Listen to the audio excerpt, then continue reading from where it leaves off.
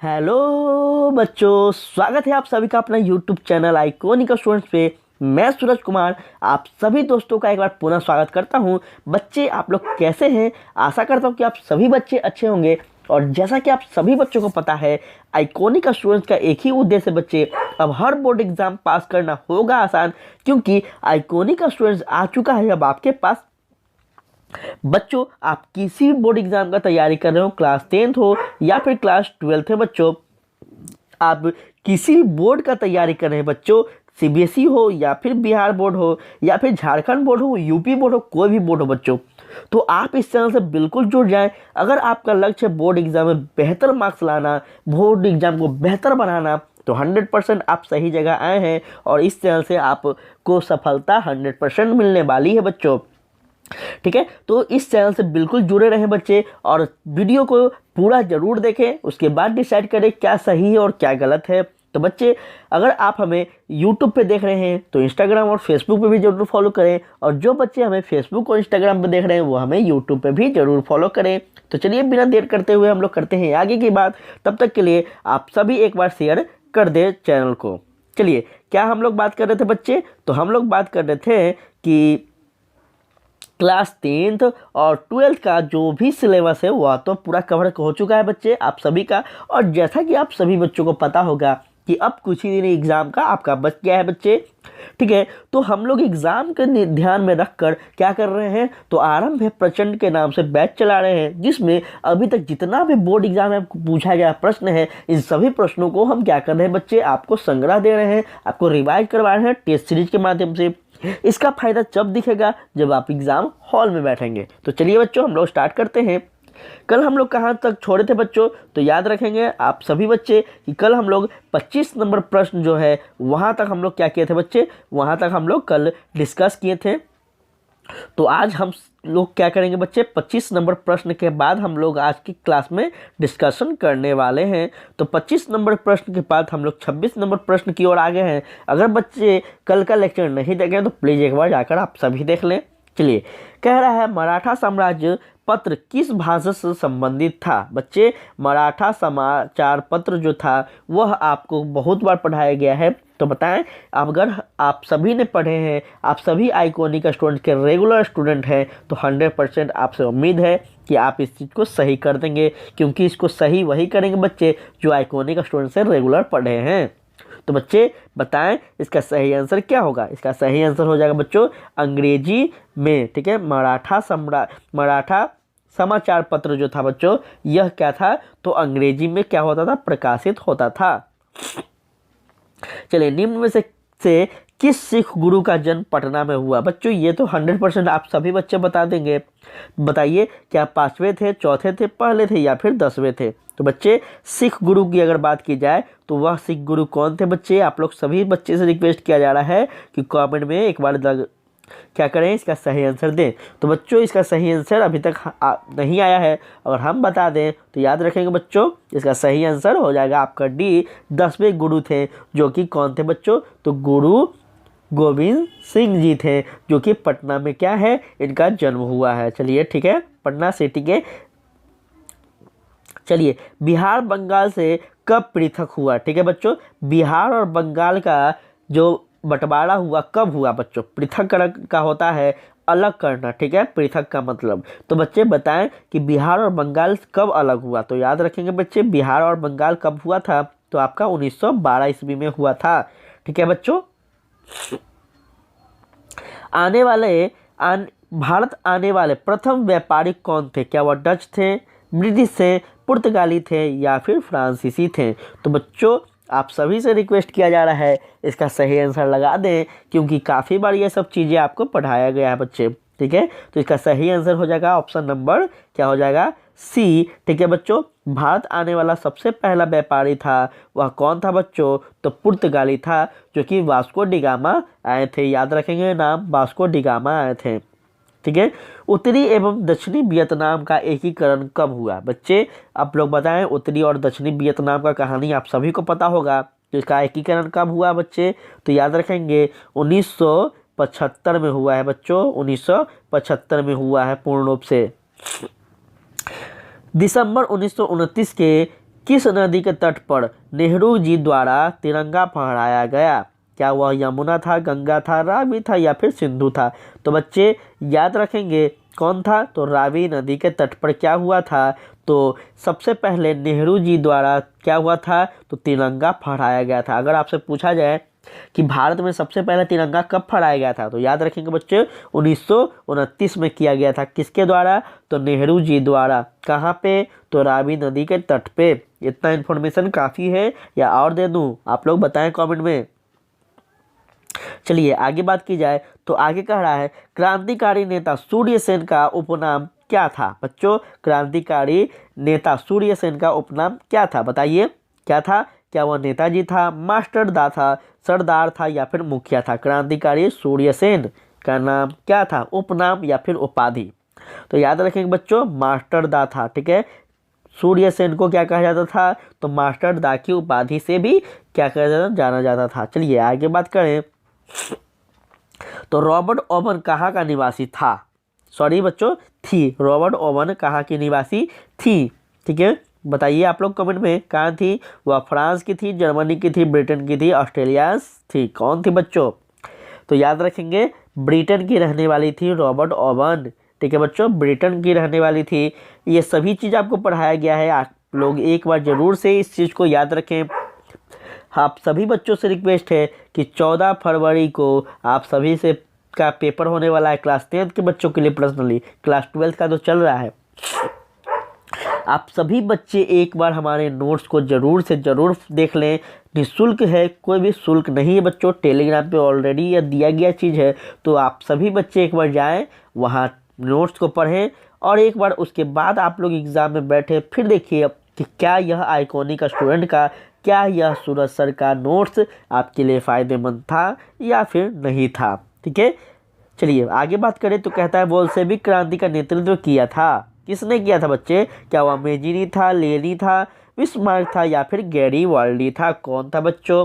इसका सही आंसर बताएं। इसका सही आंसर हो जाएगा आपका ऑप्शन नंबर क्या हो जाएगा, तो बी हो जाएगा बच्चों, लेनी जो था बच्चों, लेनी। बोल्शेविक क्रांति का इसने क्या किया था, नेतृत्व किया था, लेनिन। चलिए आगे हम लोग बात करें तो वास्को डी, सॉरी बच्चों थोड़ा सा मेरा तबीयत खराब है तो थोड़ा डिस्टर्ब भी हो जा रहा हूँ, तो क्षमा चाहूँगा। 35 नंबर प्रश्न कर रहा है कंबोडिया की राजधानी है, कहाँ है बच्चों कंबोडिया? कंबोडिया की राजधानी कहाँ है? हनोई, नोम पेन, बैंकॉक या फिर ओटावा? बच्चों इसका सही आंसर क्या हो जाएगा? इसका सही आंसर हो जाएगा नोम पेन जो है यह कंबोडिया की क्या है बच्चों, तो राजधानी है, कैपिटल है। ठीक है, कैपिटल है बच्चों। किस कानून के विरोध में जलियांवाला बाग में सभा का आयोजन हुआ था? तो क्या वह वर्नाक्यूलर प्रेस एक्ट है, भारत सरकार अधिनियम 1858 है, रॉलेट एक्ट है या फिर इनमें से कोई नहीं? तो बच्चे याद रखेंगे वह रॉलेट एक्ट है बच्चों। ठीक है, रॉलेट एक्ट को लागू कर दिया गया था और उसमें कहा गया था, एक तरह से कहा कि इमरजेंसी था। ठीक है, या फिर कह सकते हैं हम लोग कि वह सैनिक शासन था। ठीक है, लागू कर दिया गया था। इसमें किसी भी लोग पे क्या करना था, किसी भी लोग को बिना किसी तरह गलती का, बिना किसी कोई भी गलती का संदेह भी हो तो उसको क्या बंदी बना देना का इसमें कानून में प्रावधान था। इसी कानून के तहत क्या हुआ था, तो जलियांवाला बाग 1919 की घटना है बच्चों, आप सभी बच्चों को पढ़ा है, इसकी यह घटना हुई थी। ठीक है, किसके?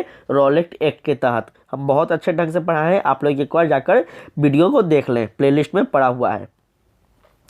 किसके अनुरोध पर महात्मा गांधी चंपारण आए थे? बच्चों यह बहुत ही बिहार बोर्ड का फेवरेट प्रश्न है, तो आप सभी बच्चे इसका सही आंसर एक बार लगा दे। याद रखेंगे राजकुमार शुक्ल के अनुरोध पर किया गया था। यह क्या हुआ था बच्चों? राजकुमार शुक्ल के अनुरोध पर। ठीक है, लाहौर अधिवेशन में क्या हुआ था, इनका मुलाकात हुआ था। याद रखेंगे वल्लभ भाई पटेल को सरदार की उपाधि किस आंदोलन के दौरान दी गई? ठीक है बच्चों, किस आंदोलन के दौरान वल्लभ भाई पटेल को सरदार की उपाधि दी गई? बारदोली, अहमदाबाद या फिर खेरा या फिर बच्चों चंपारण? तो इसका सही आंसर हो जाएगा ऑप्शन नंबर ए, बारदोली में सरदार वल्लभ भाई पटेल को क्या किया गया बच्चों, तो सरदार की उपाधि दी गई। ठीक है, किसके द्वारा दी गई थी? वहाँ की महिलाओं के द्वारा दी गई थी। ठीक है, आगे है, फ्लाइंग शटल का आविष्कार किसने किया था? फ्लाइंग शटल का आविष्कार किसने किया था बच्चों? जेम्स वाट, हम्बी डेवी, जॉन के या फिर थॉमस वेल? बच्चों इसका सही आंसर क्या हो जाएगा, आप लोग सभी बताएं। इसका सही आंसर जॉन के हो जाएगा बच्चों। ठीक है। भारत में पहली जूट मिल कहाँ स्थापित की गई थी बच्चों? क्या वह कलकत्ता, दिल्ली, बम्बई या फिर पटना है? बताएं आप लोग, थोड़ा फटाफट बताया बच्चों, काफ़ी ज़्यादा प्रश्न है आपके लिए, काफ़ी ज़्यादा प्रश्न है बच्चों। इसका सही आंसर कलकत्ता हो जाएगा। ठीक है, इसका सही आंसर क्या हो जाएगा? कलकत्ता हो जाएगा बच्चे। आप सभी बच्चे इसका सही आंसर देख लें, यहाँ चीटिंग बिल्कुल भी ना करें। ठीक है, चीटिंग नहीं करें, ये तो हम आपके हेल्प के लिए यहाँ पे प्रश्न आंसर दे देते हैं बच्चों, ताकि जब आपको पीडीएफ मिले तो आपको परेशानी ना हो। लेकिन आप सभी बच्चों को यह चीज़ पढ़ाया जाता है, तो आप सभी यहाँ पे आंसर बिल्कुल ना देखें, खुद से करें, क्योंकि आपका एग्ज़ाम अब कुछ ही दिन बच गया है बच्चों, और अब आप खुद से नहीं करेंगे तो बच्चे आपका पास होना बिल्कुल भी संभव नहीं है। बात मानिए मेरा। और इतना ज़्यादा हम आपको शुरू से पढ़ा दिए, इतना बेहतर ढंग से पढ़ाएं, अब भी चोरी कीजिएगा तो फिर मेरा इतना चिल्लाना, इतना बोलना बेकार है बच्चों। सुखाड़ का कारण क्या है बच्चे? जल का अभाव है, मिट्टी की नमी की अभाव है, मिट्टी का क्षय है या फिर मिट्टी की लवणता है? बच्चों जब हम आपको बिहार की कृषि पढ़ा रहे थे, याद होगा आप सभी को, अगर नहीं याद है तो आप लोग प्लेलिस्ट में जाकर देख लें, तो हम आपको वहाँ पे समस्या और समाधान सब कुछ पढ़ाए थे बिहार में। क्योंकि आप सभी बच्चों को पता है कि उत्तरी बिहार में क्या होता है, हर साल बाढ़ आ जाती है, वहीं दक्षिणी बिहार में क्या होता है, हमेशा सुखाड़ देखी जाती है। तो हम आपको समस्या और समाधान दोनों बताए थे। तो बताइए कि सुखाड़ का कारण क्या है, बताइए। तो याद रखेंगे बच्चों, जल का अभाव है, जाहिर सी बात है, जल की कमी होगी तभी तो वहाँ सुखाड़ होगी, ये सब कॉमन चीज़ है। संचार का सबसे लोकप्रिय साधन है सार्वजनिक टेलीफोन या फिर वॉकी टॉकी, दूरदर्शन, रेडियो? क्या है बच्चों संचार का सबसे लोकप्रिय साधन? तो याद रखेंगे, सार्वजनिक टेलीफोन जो है बच्चों, यह संचार का सबसे क्या है, तो लोकप्रिय साधन है, सबसे प्रचलित साधन है, सबसे बेहतरीन साधन है टेलीफोन, सब लोग जानते हैं। वॉकी टॉकी को सब लोग नहीं जानते हैं, दूरदर्शन को सब लोग नहीं जानते हैं। ठीक है। बाढ़ का प्रमुख कारण है बच्चों, अब आगे आपको क्या, बाढ़ है, ऊपर था सुखाड़, अब है बाढ़।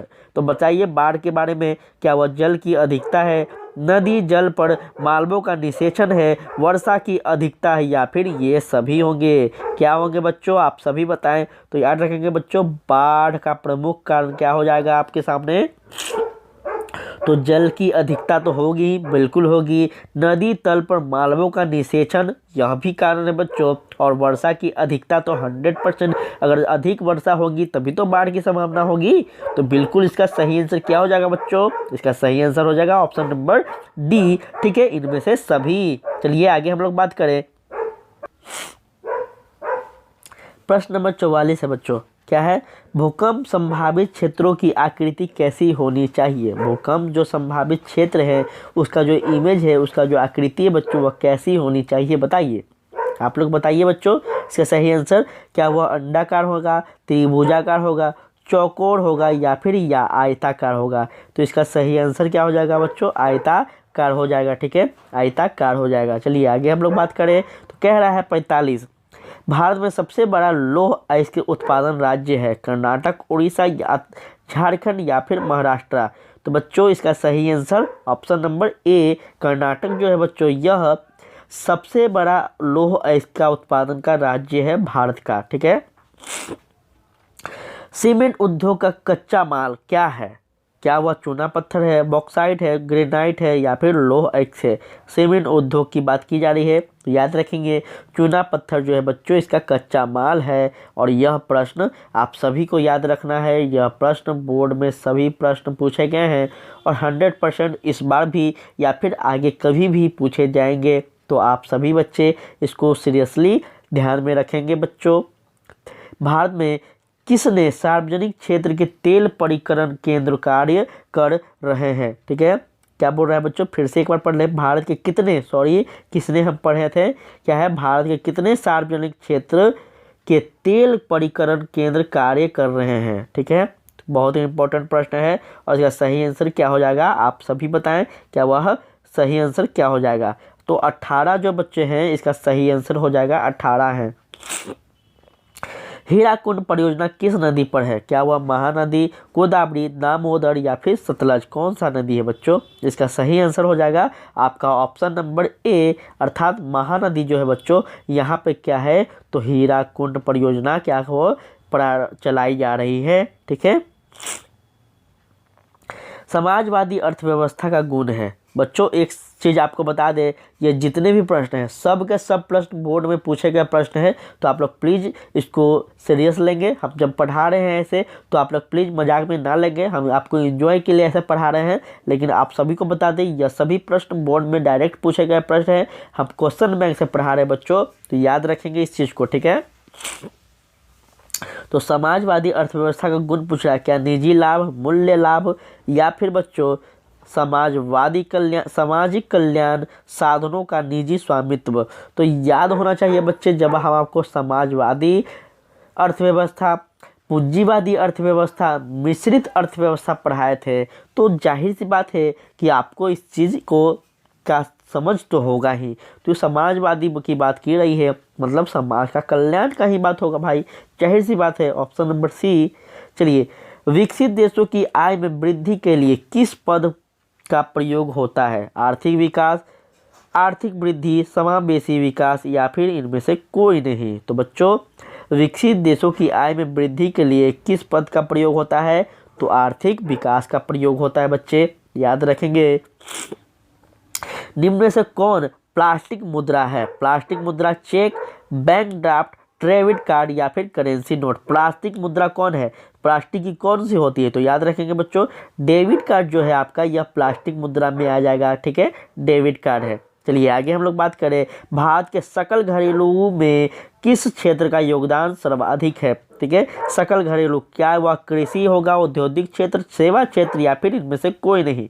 तो बच्चे सेवा क्षेत्र जो है बच्चों, यह भारत की सकल घरेलू डोमेस्टिक प्रोडक्ट के अंतर्गत आता है। सबसे अधिक इसका क्या है, उत्पादन है, सबसे अच्छा ज़्यादा इसका योगदान है। और बच्चे आप सभी से रिक्वेस्ट किया जाता है कि यह सेशन लगा कैसा, आप सभी बताएं। आज हम लोग इतना ही रहने देते हैं, कल नए से लेक्चर में हम लोग और आगे देखेंगे बच्चे।